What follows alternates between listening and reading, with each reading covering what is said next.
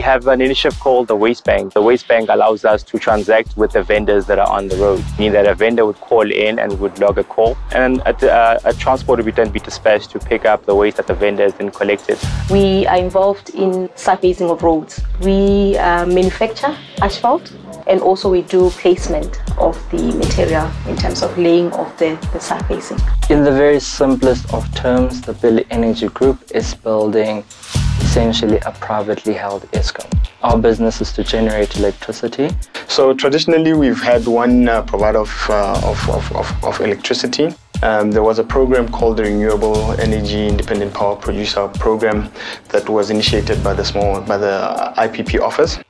With this project, it basically allowed for different power producers to build and operate power plants that will connect to the national grid. Our focus is really on economic development, and we're looking at standard matrices such as the increase in household income, for example.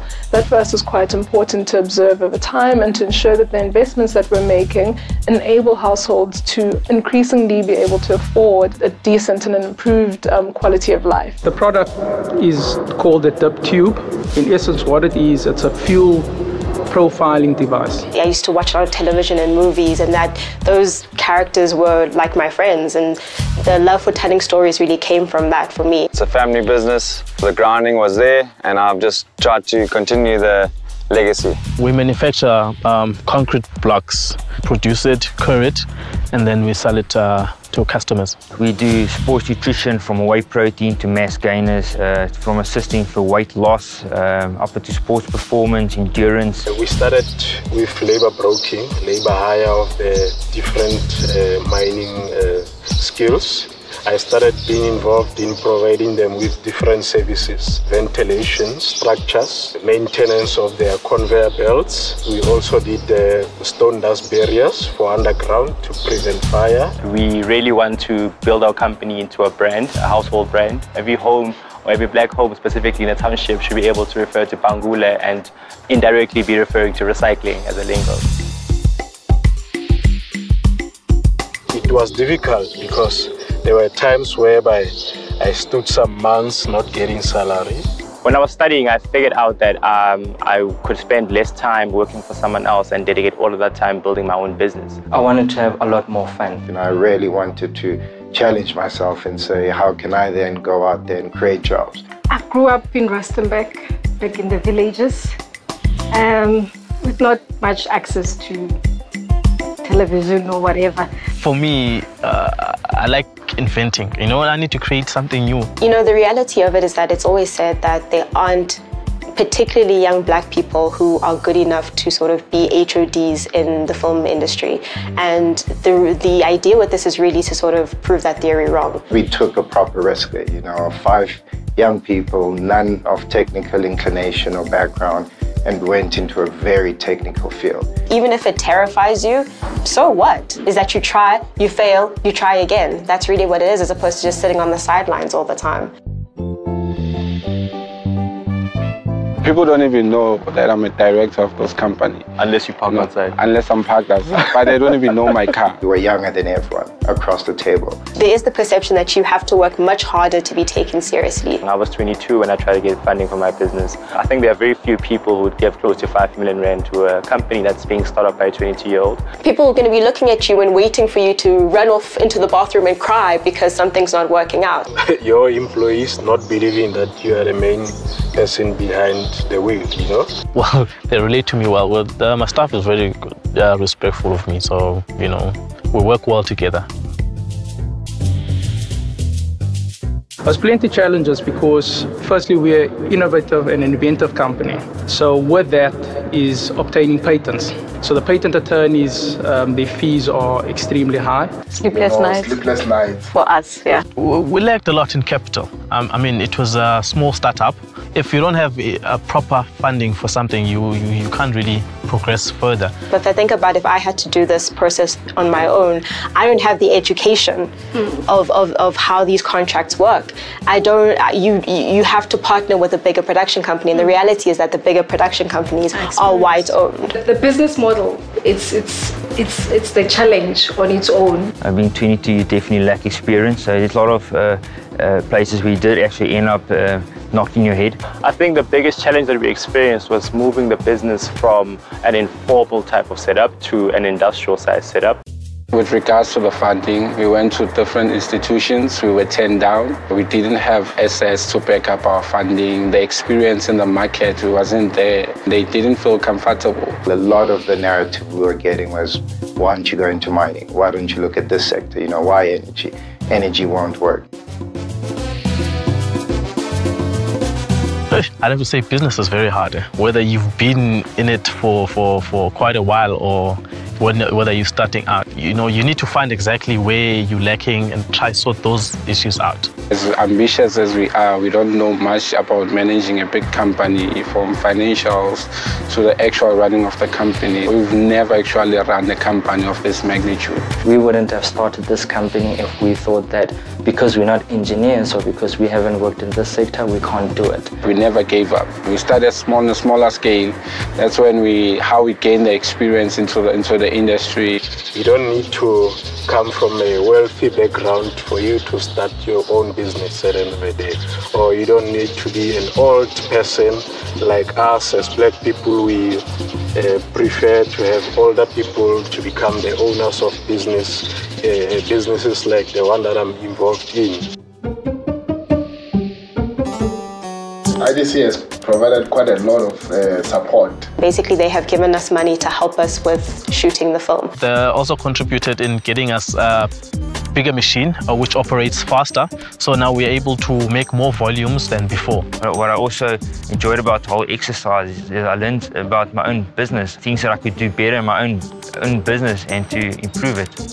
Today I'm where I am at the end of the day is because of IDC. I must say I don't have nightmares knowing that we'll have the cash flow, enough cash flow to shoot and be able to play, to settle crew invoices timelessly, to pay all our suppliers, and then we all hit people. Their funding gave us those means to actually go out there, get orders, and be able to deliver on those orders. They champion our cause a lot. An entrepreneur wants to do sometimes too many things all at once. So the business support element is there also to say, okay, no, let's just focus on this first. There's a lot of mentoring and skills development that's happening through this program. Post-business support, we receive mentorship from a company called MMB Consulting. This is an IDC affiliated company. They advise us as to what we can do for the next month, and as well as providing a platform that allows us to grow in terms of engaging us and growing our knowledge. And our Wetu was set up based on the fundamental premise that we're wasting our entrepreneurial talent in South Africa. And that if we could develop new models for identifying and investing in people with talent, especially in the poorest communities in South Africa, we could have a massive impact, a massive social impact, and grow a really exciting business. With the support of government, primarily through the Jobs Fund and from CIFA, which is owned by the IDC, we've incubated over 1,500 entrepreneurs now and developed one of the lowest cost job creation models in the country in a space where, quite frankly, people had forgotten about because they didn't know what to do, which is the informal and micro space. So basically the IDC has enabled us to round out not only our own product offering, but to provide something very special in the entrepreneurship space in South Africa. I'm very confident in the IDC and their ability to support and to help nurture an idea all the way through. It makes our drive a lot easier because we know that there's an ear and there's a financier who understands what it means to commercialize technology. We're not everyone all about the parties and going out drinking, We have a whole lot of people who have so much potential to make a success of themselves, to create jobs for our country. There's incredible support for entrepreneurs in South Africa as long as you have the resources and the model. I think a lot of people think there's only certain ways that you can make money, and the more we can open that world up and say there are more options of how you can find employment, of how you can be useful and contribute to the country, the better. People need to see someone like myself, especially around here in Mpumalanga, because they tend to think that funds from your IDC and other organizations, maybe they are given to those people that are sitting at Sentin only. There is no economy of the country unless we're talking about young people and empowering young people. If you cannot afford the equipment or the startup capital, you can be able to afford your likes of IDC to fund you and assist you and develop you to be a successful entrepreneur. Being able to contribute to building an entity that will go down as being a massive or a large contributor to the power pool on the continent is exciting. You know, to wake up and come here and work even harder every day and push every day so that people out there can know that young people can actually make it, and a full and 100% youthful company can actually make a great difference in the community and in the economy of South Africa. Oof. I see myself having a bigger plan, way bigger than this.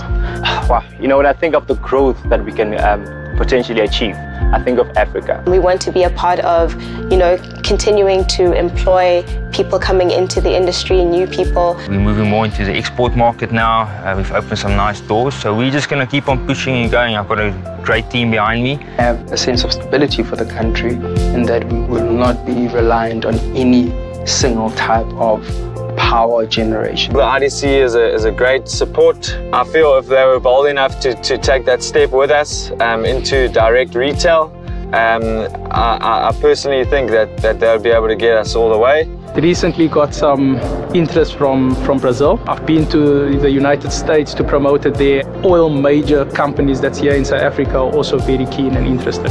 I just want to see the company growing bigger and bigger. Someone in America starts a business. We are looking at the whole world. Why can't we? I think every young person should believe in their ideas. They used to see me carrying a school bag, walking around in the dusty road of the locations, so they can see that anything is possible. Don't hide away from your fear. I would just say, just go and do it. Take the chance. Yeah, you're young enough to start over, so why not? No matter who you are, if you apply yourself properly, you can actually be part of big industry.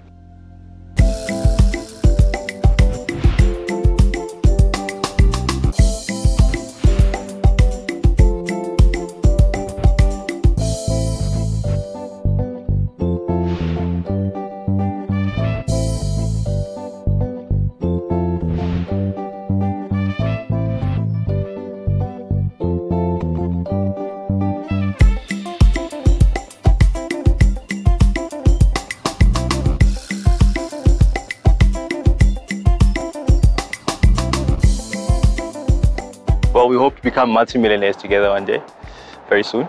Yeah. Next month. Why not? Look at us now. Yeah.